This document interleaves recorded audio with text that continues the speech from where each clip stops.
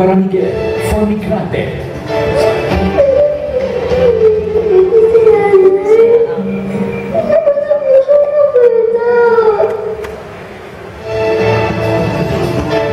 And the famous best child actor is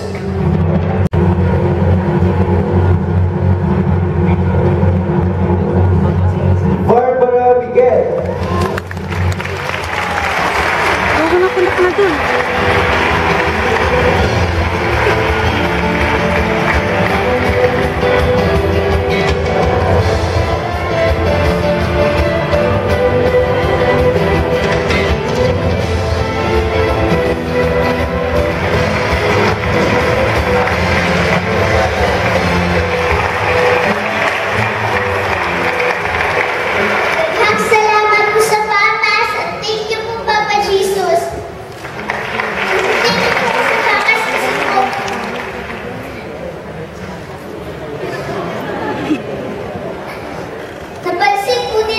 Migrante, at sana rin po sa 9 ko pumapansin po nila ako ulit.